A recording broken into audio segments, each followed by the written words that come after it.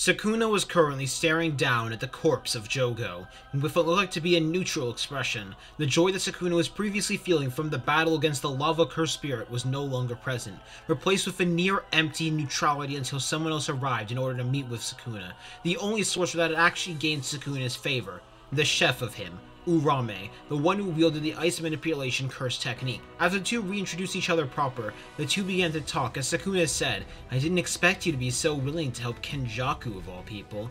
How was preparations for the ritual going, Urame?" He'd ask with an intrigued expression on his face. While he did want to catch up, he knew the two had to get straight to business. After all, there wasn't much time left for him to control this body. Itadori was even stronger than he expected, so we could feel the soul fighting back. It would likely awaken soon properly, but there was something else Sukuna needed to do first before he could let the brat have control once more. As Urame then said, "They are going quite well. The capture and conversion process of cursed spirits for the bath to get your vessel closer to evil is becoming more and more complete." Sukuna would then respond as he said, "Good, good. Now before I can get the vessel, there is something to eliminate first," as he looked into the distance with a smirk, as he said, "Soon the time will come. Make sure all the preparations are done." And Sukuna then vanished in a blink. Meanwhile, Toji, Naobito, Nanami, and Maki had just finished their battle against Dagon, as Toji told Nanami and Maki to go back up Megami. Him and Naobito would continue in the subway to make it to Gojo. While Toji and Naobito continued to move down the subway, they were moving at near max speed. Naobito began to start up a conversation with Toji as he said, "You know, I never thought I would see the day where you ended up deciding to try and help sorcerers. My shock when I heard that a year ago you assisted the defeat of the Night Parade, and then later on you joined Jujutsu High." With a hearty laugh coming out from the old man while the two of them ran down the subway, in truth felt like old times again. As a group of transferred humans approached Naobito and Toji, around 20 or so of them. However, they looked a bit stronger than normal ones. They also looked to be quite bigger.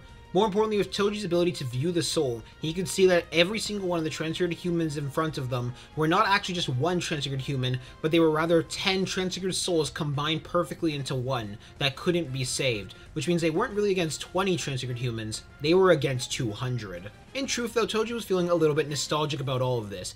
After all, it had been a long time since he had been able to fight against several creatures while having a talk with Naobito Zenin, the one member of the Zenin clan that he actually kinda didn't have issues with. A part of him did wonder how his brother was doing, but at the same time he knew his brother was more of a loyalist to the old way of the Zenin clan, and he didn't really like the Zenin clan at all, so that thought quickly left him as fast as it entered. As Toji responded to Naobito by saying, "A lot has changed." As it was then the battle began, as the first transfigured human quickly closed the distance between himself, Naobito, and Toji, attempting to land a punch on Toji's chest. However, despite having quite good speed against most sorcerers, it wasn't anything in comparison to Toji or Naobito's speed. However, while the speed was nothing impressive, it was their power that ended up surprising Toji, because while Toji was more than fast enough to lift up his arms to block, Toji was surprisingly pushed back by the punch. At first, Toji was confused by this. Even if there were 10 people combined into one, that shouldn't have been enough power, even if Mahito did alter their souls, before Toji remembered something he had learned from one of the mission reports, which was the fact that Mahito had the ability to awaken people's cursed energy and turn their brains into that of sorcerers.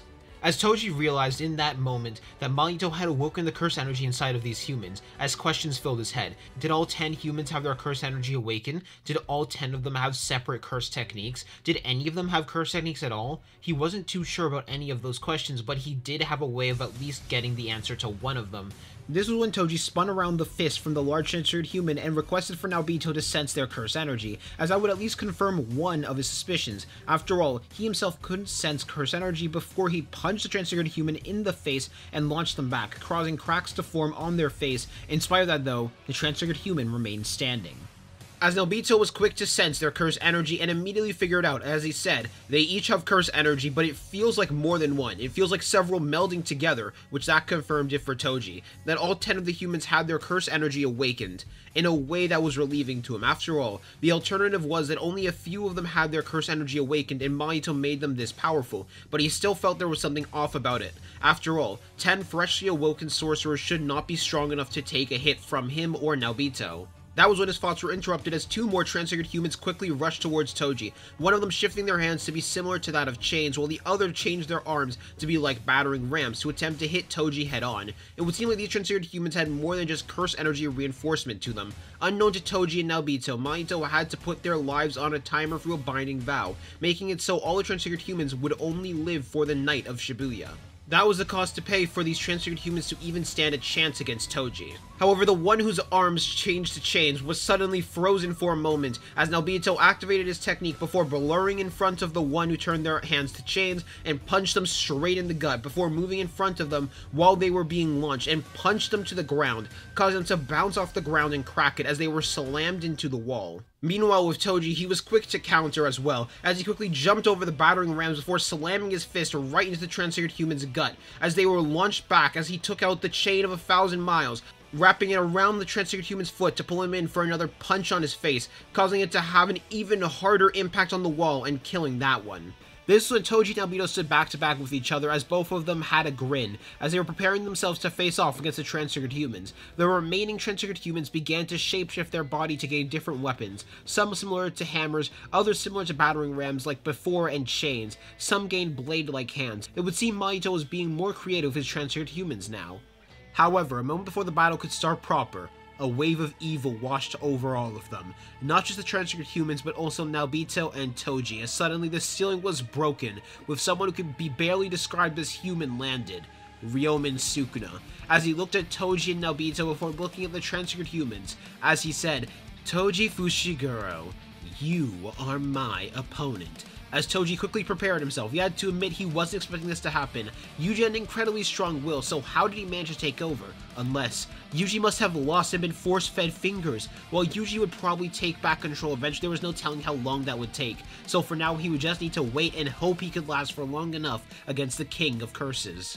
Before Sukuna lifted up his finger like a finger gun, and suddenly Toji was launched right out from the subway onto the surface, as the ceiling of the station itself was cut and broken by a dismantle. Toji had just narrowly managed to take out the inverted spear of heaven in order to block that slash, but even with blocking it, the force still managed to send Toji flying and push him back right out of the subway. As Toji then realized that they were outside of the subway again. Of course, Toji had to hope that Naobito would be able to last long enough on his own or win. Toji had to hope that Naobito would be able to last long enough on his own or win, but in truth that was the least of his concerns. Right now, Toji was in a significantly greater deal of danger than Naobito was, as the laughter of Ryomen Sukuna could be heard cackling through the city, as Sukuna in a quick burst of movement rushed towards Toji, while Toji met that rush head forward. While he was about to take out the Soul Split Katana, he chose not to. He didn't want to kill Yuji, and he didn't believe there was anyone capable of actually healing that wound. If Sukuna had done this a few months ago, Toji would have been fully willing to kill him, but because of him training with Yuji, he grew to care about him. But more than that, he grew to know about Yuji's will, as both Sukuna and Toji landed a punch on each other's chins, sending the two of them flying. Toji would have grunted a bit as he had to admit Sukuna was much stronger than he even thought he would be. As Toji looked up, he'd be able to hear a wave of slashes flying towards him, slashes that were towering over cars and cutting through buildings to cause them to collapse. As a result of that, Toji hopped into the air before air-stepping once more to move around several of the slashes with a large deal of grace, as he thought to himself, I need to get us to an area with a smaller amount of people. As Toji suddenly was met by a surprise to see that Sukuna also wielded the ability to hop on air to attempt to land a punch on Toji's chest.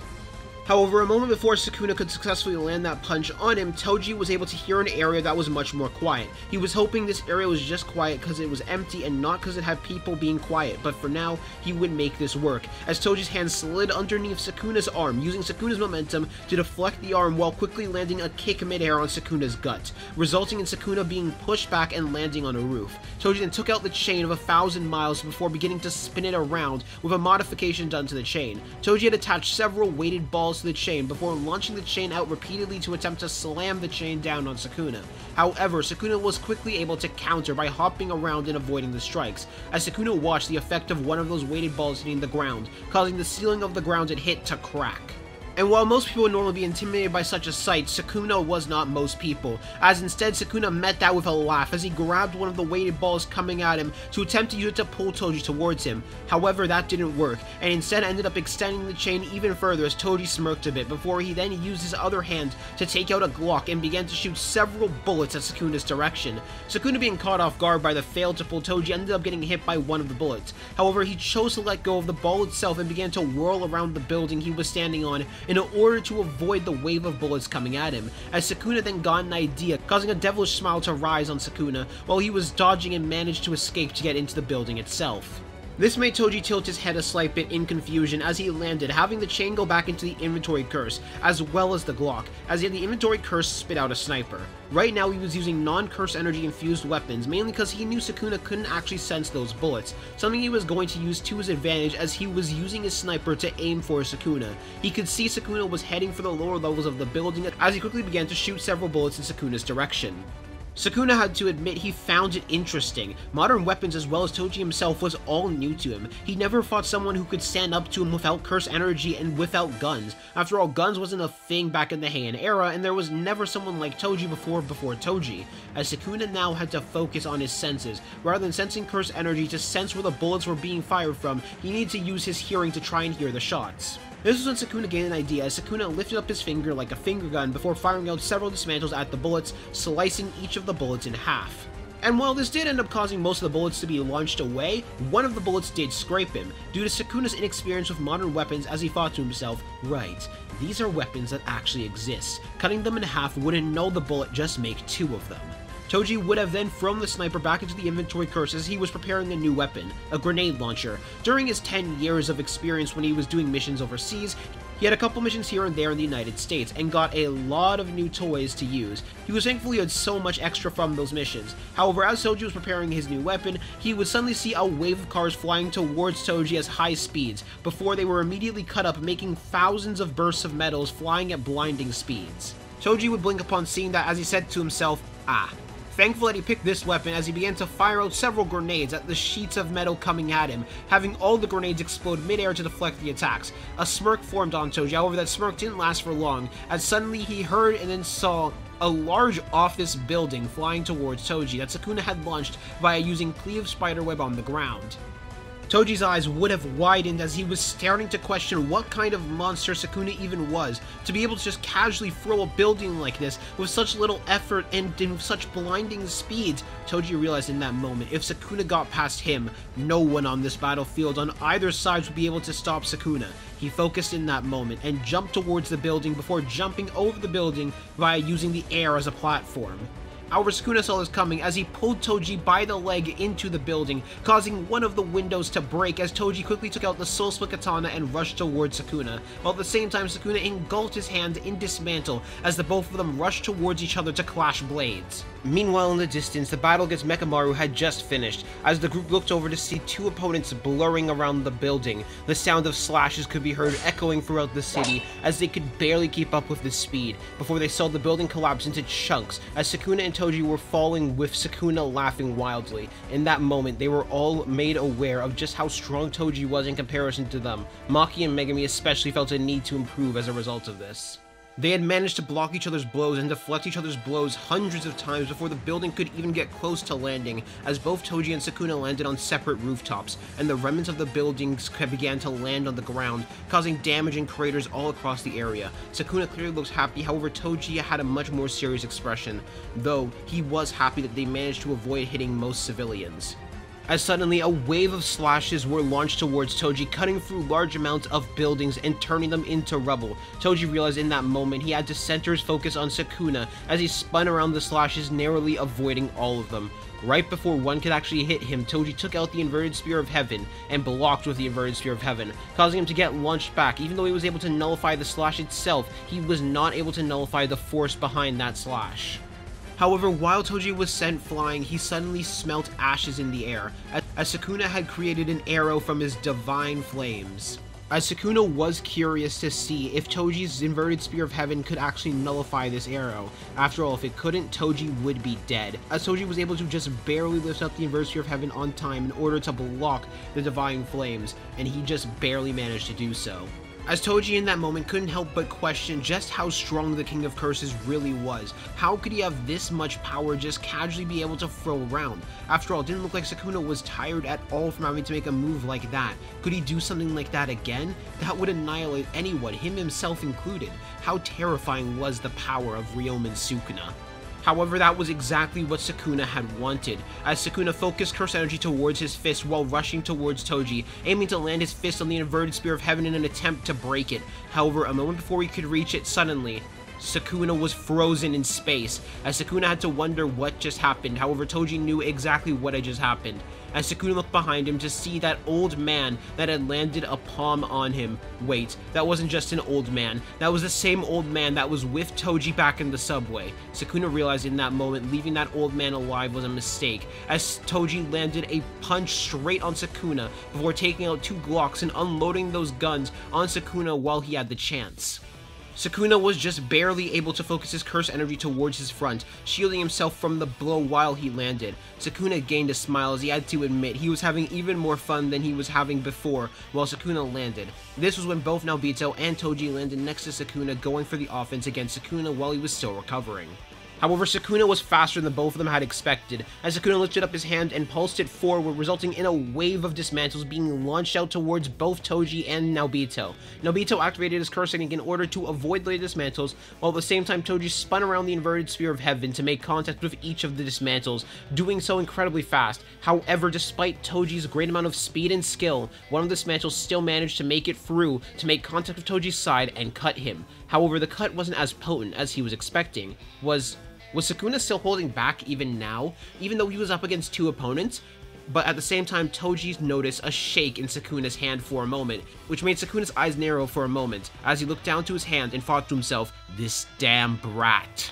Both Naobito and Toji rushed at Sukuna as Toji went for a punch on Sukuna's chest, while Naobito went for a strike on Sukuna's side, as Sukuna lifted up one arm to block the punch from Toji, and lifted up his other hand to block the strike from Naobito, as he was about to move his hand to attempt to grab both Toji and Naobito's hands and use Cleave, before Naobito activated his technique again to freeze Sukuna in place. This resulted in Toji landing a kick straight on Sukuna's chin, while Naobito punched Sukuna straight in the stomach, pushing him back as a result. This led to Toji and Naobito rushing Sukuna once more, the both of them landing another punch on Sukuna followed by another, as Sukuna attempted to avoid the strike from Naobito, leading to him ducking underneath the punch. Toji then took out another Glock and shot Sukuna straight in the arm, making Sukuna be forced to block as Naobito quickly moved behind Sukuna and froze him in place, as Toji took advantage of that chance and punched Sukuna straight in the chest. The moment that Sukuna was free from the strike, he lifted up his hand and launched a wave of dismantles towards Naobito.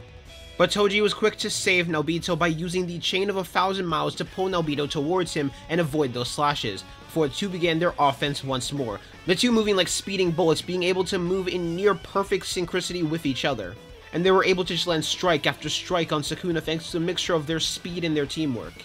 Now, under a normal circumstance, this shouldn't have worked. Sukuna normally should have been able to just cut them down even when holding back. However, Sukuna's hands were twitching even more now as Toji realized what was happening in that moment. Through his ability to see souls, he noticed that Yuji Itadori was reawakening once more. As it was all becoming clear to Toji, each time Toji had made contact with Sukuna, Yuji's soul was able to recognize this as someone familiar, someone he didn't want to hurt, which was forcing him to wake up more and more. Mix that with Yuji's already rather strong body and natural ability to adapt to Sukuna's fingers, it was only a matter of time until this would happen, until Yuji would wake back up. As Sukuna thought to himself, "Shit, I'm below 10% of my output and dropping." As he then focused his curse energy towards his fist for a moment before rushing towards Toji. He knew that he had no chance to actually kill Toji and Naobito right now, and in truth, he actually didn't really want to kill them either. He wanted to fight them when he got to full power, but he could get rid of this annoyance. As he moved towards Toji, he aimed his fist for the inverted Spear of Heaven and landed a black flash, destroying it and launching Toji away. However, that black flash was the last move Sukuna had managed to pull off, with a smirk forming on Sukuna as he said, "Toji Fushiguro, once I make this brat mine, we will battle again, and you will be the second person I kill," before Yuji took back control of the body once more, as a pant came out from Yuji. This was when a smirk of confidence formed on Toji, not because he was honored, nor was it because he actually wanted to fight Sukuna, but it was because he was confident that Yuji was never going to let Sukuna have control again, and he was confident that he was going to make sure that Sukuna would never have a chance to take control of his body. As Toji moved his hand in order to help Yuji up, they still had some work to do. Meanwhile, back to Kenjaku, he was sitting down with a mixed expression currently, though he was mostly satisfied. He was impressed by Yuji and his capability as a vessel. Yuji was stronger than expected. He was hoping Toji would be eliminated too, but well, that would just be a bonus. He had wanted to capture Jogo, but Sukuna had killed Jogo. However, Sukuna more than made up for it with what he did. He had destroyed the inverted Spear of Heaven, which removed the possibility of Gojo coming out of the prison realm early. Finally, he was also annoyed at the fact that Mechamaru was still alive, but he could pull some strings and get Mechamaru killed. However, there was one more part of this that did somewhat annoy Kenjaku, which was the fact that Mahito had already left, and he wasn't sure where Mahito went, which meant Mahito wouldn't be battling against Yuji here. Oh well, he had a feeling if Yuji and Mahito battled here, that man would interfere and kill Mahito before he could get a chance. The culling games can wait for now. First, Mahito needs to evolve just a bit more, then I will take him as mine. For now, I need to cover my tracks. As suddenly, all throughout Shibuya, powerful transfigured humans and curses began to spread all across the streets, but more importantly were leaking into other cities. As Kenjaku said, "Let's have a night to truly remember, everyone." Back at Jujutsu headquarters, the higher-ups and important figures to Jujutsu Society were discussing, going over the situation of what had happened. The situation was bad after all. With cursed spirits and transfigured humans walking around and causing chaos, it would only be a matter of time for more cursed spirits to spread across Japan. Furthermore, people would talk about this even more, causing even more fear to be built between people present. This would poorly affect everything in Japan. Evacuation plans needed to start, but there was nowhere near enough buildings. Maybe they would need to leave people to die. The idea came up to let cursed spirits become public knowledge, but they chose not to do that either. Sorcerers were going to need to work double time in order to help clean up this mess. This led to a total of 8 new orders coming from Jujutsu High. Number 1. Suguru Geto's survival has been confirmed and he has been sentenced to death once more. Number 2. Satoru Gojo has been deemed an accomplice in the Shibuya incident and is thus permanently exiled from the Jujutsu world. Furthermore, removing this seal will be considered a criminal act punishable by death. Number 3. Masamachi Yaga shall receive the death penalty for inciting Satoru Gojo and Suguru Geto and causing the Shibuya incident. Number 4. Toji Fushiguro is ordered to be executed for assisting in causing the Shibuya incident and his previous crimes against the Jujutsu world. 5.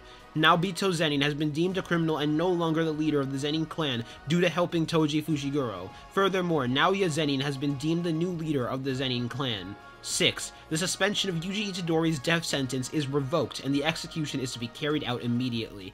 7. The cursed spirit Mahito has managed to escape and has a run on-site order unless you are of the level of a grade 1 sorcerer or special grade. 8. Special grade sorcerer Yuta Akotsu has been deemed to be Itadori Yuji's executioner.